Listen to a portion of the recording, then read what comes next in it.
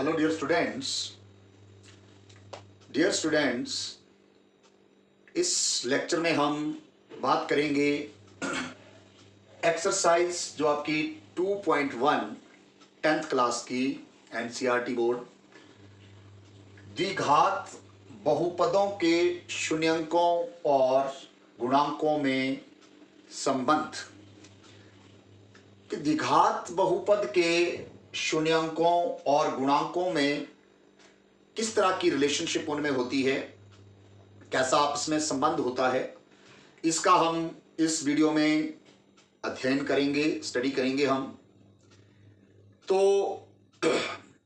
इससे पहले कि आपको द्विघात बहुपद के बारे में हम पढ़ें, आपको बहुपद का ज्ञान होना बहुत जरूरी है। हमने प्रीवियस वीडियो में बहुपदों के बारे में भी बहुत सारी वीडियो जो है वो बनाई हुई हैं। बहुपद क्या होते हैं कि ऐसे बीजीय व्यंजक जिनमें बहुत सारे पद होते हैं और जिनमें जो चर पद की जो घात होती है वो एक पूर्ण संख्या होती है।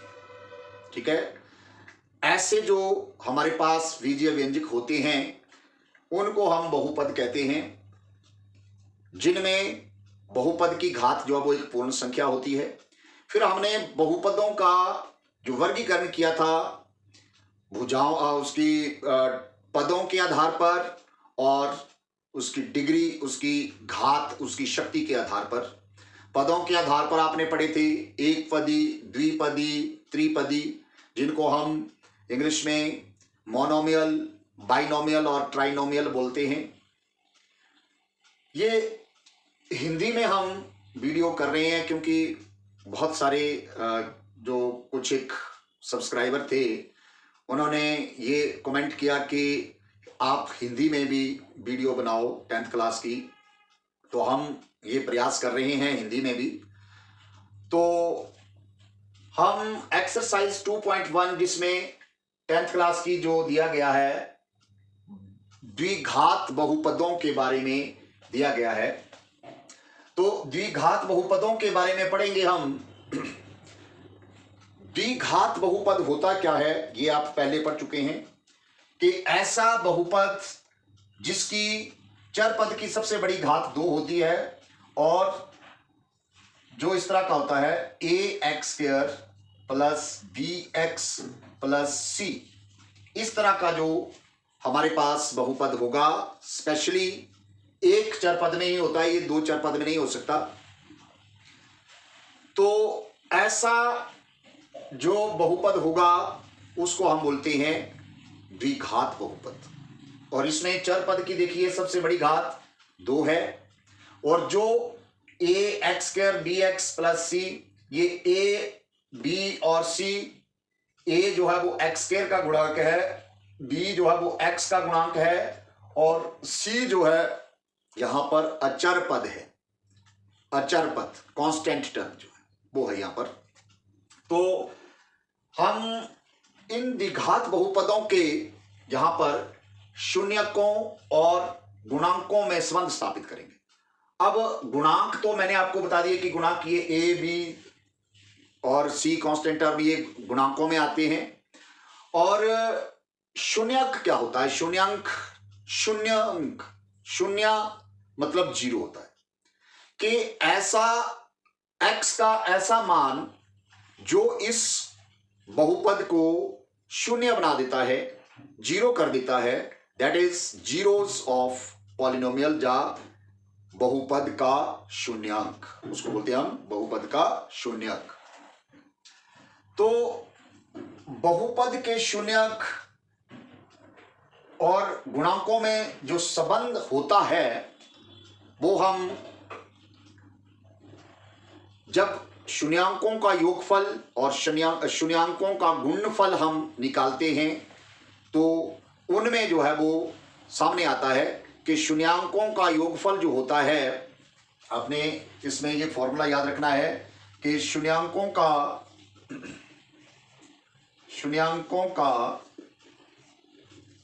योगफल जो है ये होता है -b/a। माइनस बी बटा ए।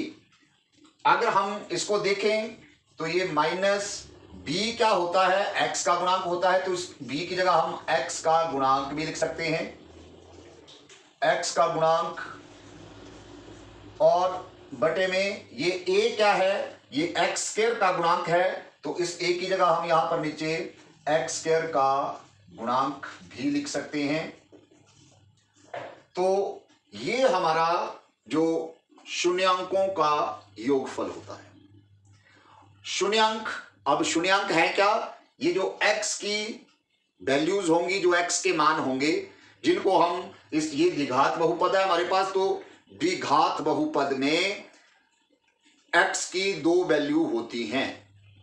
x की जो दो वैल्यू, जो दो मान हैं, वही इस बहुपद के शून्यांक होंगे। ठीक है। और अगर मान लेते हैं हम कि वो शून्यांक हमारे पास एक हमने अल्फा मान लिया और दूसरा बीटा मान लिया, ये अल्फा और बीटा जो है ये कोई हमारे पास ग्रीक वर्ड हैं जिनसे हम इनके बहुपद के शून्यांक जो है उनको हम डिनोट कर लेते हैं कि मान लो पहला जो शून्यांक है वो अल्फा है और दूसरा जो है वो बीटा है। तो इनका जो अल्फा प्लस बीटा होता है वो माइनस बी बटा ए, और शून्यांकों का गुणनफल जिसको हम अल्फा गुणा बीटा भी बोल सकते हैं वो होता है सी बटा ए। और सी क्या है, सी यहां पर कांस्टेंट टर्म होती है जिसको हम अचर पद बोलते हैं हिंदी में, और ए जो है ये एक्स स्क्वायर का गुणांक होता है, तो ए की जगह हम एक्स स्क्वायर का गुणांक भी लिख सकते हैं। तो ये हमारे पास जो है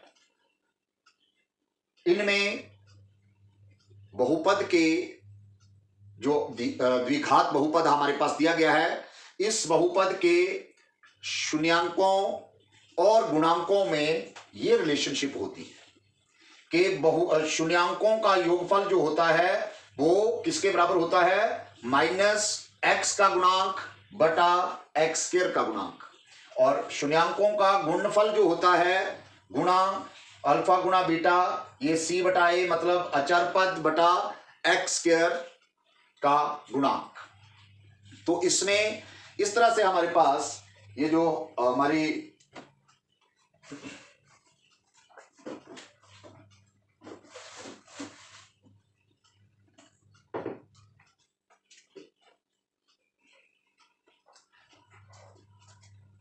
अब नेक्स्ट हम पढ़ेंगे इस एक्सरसाइज के 2.1 से जो क्वेश्चन हैं हम उनको लेंगे। 2.1 में तो आपके पास एक सिंपल सा हमारे पास जियोमेट्रिकल जो है ग्राफिकली बहुपदों को रिप्रेजेंट किया गया है। जैसे आपके पास इस तरह से दिया हुआ है, किसी भी बहुपद को जब आप ग्राफिकली रिप्रेजेंट करते हैं, ग्राफ बनाते हैं, तो ये हमारे पास जो हॉरिजॉन्टल डायरेक्शन में जो लाइन होती है उसको हम एक्स अक्ष बोलते हैं, क्षैतिज रेखा, और ये ऊर्ध्वाधर रेखा जिसको हम वर्टिकल डायरेक्शन में ये हमारा वाई अक्ष होता है। यहां पर इस तरह से इस साइड को ये नेगेटिव एक्स अक्ष होता है और ये नीचे की तरफ वाई डैश अक्ष लिखते हैं, इसको हम एक्सिस अक्ष मतलब एक्सिस, ये ओरिजिन है हमारा। इसमें अब हम जब बहुपद को ग्राफिकली इसको हम ग्राफ बना के रिप्रेजेंट करते हैं, तो अगर बहुपद हमारा एक स्ट्रेट लाइन को रिप्रेजेंट करता है, जैसे वो किस तरह का बहुपद होता है कि जैसे हमारे पास x प्लस वाई प्लस 5 ऐसा बहुपद है, चाहे दो चरपदों में है, 2x प्लस 3y प्लस 10, और जो एक स्ट्रेट लाइन को रिप्रेजेंट करते हैं। तो स्ट्रेट लाइन को रिप्रेजेंट करते हैं, तो स्ट्रेट लाइन जो है वो मान लो कि x प्लस वाई प्लस 5 का ग्राफ मान लो कोई इस तरह का आ जाता है हमारे पास। तो इस केस में जब आपको ग्राफ बना हुआ मिलेगा और आपको पूछा जाता है कि बताइए कि इस बहुपद के कितने शून्य अंक हैं, तो यहां पर आपने ये देखना होता है कि ये जो ग्राफ एक्स अक्ष को कितनी बार जो है वो कट कर रहा है। अब जब एक सीधी रेखा होगी, स्ट्रेट लाइन होगी, इस तरह का आपके पास बहुपद होगा, तो ये एक्स अक्ष को only and only one point के ऊपर ही कट करेगा यहां पर। तो ऐसा जो हमारे पास आएगा बहुपद, उसमें हमारे पास जो है वो एक्स अक्ष को एक पॉइंट पर ये कट कर रहा है, तो इसका एक शून्यांक होगा। ठीक है। और जब हमारे पास इस तरह की, हम तो यहां पर पढ़ रहे हैं द्विघात बहुपद के शून्यांकों के बारे में, तो अगर आपके पास जब द्विघात बहुपद है, एक्स स्क्वायर है, x square plus x plus 1 है, तो वो एक कर्व टाइप बनेगी और वो इस तरह का ग्राफ आपके पास हो सकता है। मान लो कि जैसे कोई भी आपके पास कर्व है ऐसे करके, और ये, तो जब एक कर्व जो है एक्स अक्ष को जितने पॉइंट पर कट कर रही है, वो उस बहुपद का के शून्यांक, उतने उसके शून्यांक हो सकते हैं। जैसे ये कर्व जो है इस पॉइंट के ऊपर कट कर रही है, मान लो ये ए पॉइंट है, ये बी पॉइंट है और ये सी पॉइंट है। 3 पॉइंट के ऊपर ये जो कर्व है एक्स अक्ष को जो है वो प्रतिच्छेद कर रही है, कट कर रही है। तो इस केस में हम बोल सकते हैं कि इस तरह का जो आपके पास बहुपद होगा तो उसके 3 शून्यांक होंगे, और ये हमारे पास जो है वो त्रिघाती बहुपद हो सकता है इस तरह का। जहां और भी हमारे पास एक्सरसाइज में ऐसे ही ग्राफ बनाए हुए हैं, तो आपने इन ग्राफ्स को करना है। जैसे एक ग्राफ इस तरह का बना है, ये एक्स अक्ष है हमारा, एक्स एक्सिस, और ये वाई अक्ष आ गया, ये नीचे की तरफ वाई डैश अक्ष है, इस साइड को ये एक्स डैश अक्ष है। तो हमने ये देखना है इसमें, जैसे इस तरह का ग्राफ बना हो और आपको पूछा जाता है कि बताइए ये जो हमारा ग्राफिकली सिचुएशन दी गई है, आपके पास ग्राफ बना हुआ है बहुपद का, तो इस बहुपद के कितने शून्यांक हो सकते हैं। तो ये जो ग्राफ की जो हमारी रेखा है, लाइन है, ये एक्स अक्ष को कहीं भी कट नहीं कर रही है, और एक्स अक्ष को कहीं भी कट नहीं कर रही है, मतलब इसका कोई भी शून्यक नहीं है। ठीक है। इसमें इस तरह का जो सिचुएशन दी गई होगी, आपके पास ग्राफिकली सिचुएशन दी है, तो ऐसा इसमें कोई भी शून्यक जो है उसका नहीं होगा। और मान लो आपके पास और जो है वो ग्राफ दिए गए हों,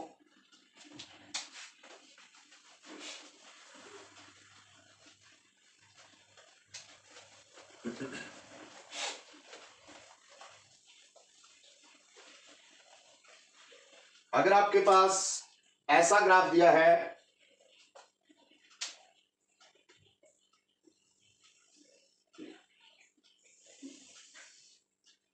ये एक्स अक्ष है, इस साइड को एक्स डैश अक्ष है, ये वाई अक्ष है आपका, और नीचे वाई डैश अक्ष है।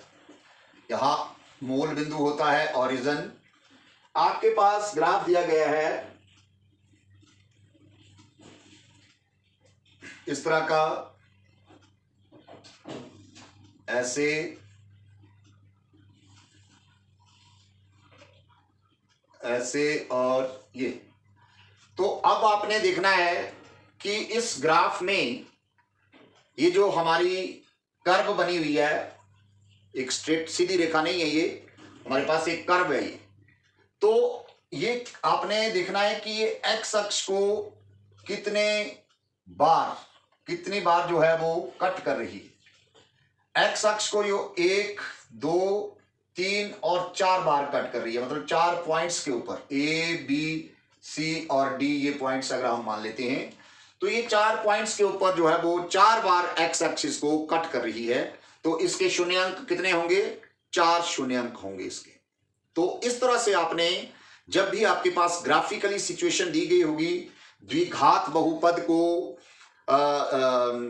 दर्शाया गया होगा ग्राफिकली, और आपको पूछा गया, उसमें पूछा जाता है कि बताइए कि इस तरह की अगर ग्राफिकली सिचुएशन दी गई है आपके पास तो इस बहुपद के कितने जो है वो शून्यांक हो सकते हैं। तो आपने सिर्फ ये याद रखना है कि आपने क्या काउंट करना, वहां पर आपने ये देखना है कि जो एक्स अक्ष है उसको, वो जो ग्राफ बना हुआ है, हमारी कर्व आ रही है, वो कर्व उसको कितनी बार जो है वो ग्राफ को कट कर रही है।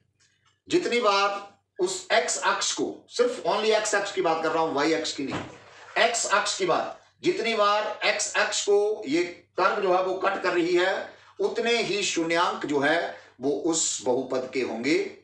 तो मैं आशा करता हूं कि आपको ये जो इस तरह का ग्राफिकली जो रिप्रेजेंटेशन है आपकी एक्सरसाइज 2.1 में जो दिया गया है कि आपको यही पूछा गया है उसमें कि किसी बहुपद के लिए एक ग्राफ दिया गया है और आपको प्रत्येक स्थिति में px के शून्यांकों की संख्या को ज्ञात करना है। तो px का जो बहुपद जिसका हम ये ग्राफ बना हुआ है वो px वो बहुपद है कोई, और जो उसका ग्राफ बनाया हुआ है, बहुपद सामने नहीं आपको दिया गया है, हर एक सिचुएशन में उसका ग्राफ बनाया गया है।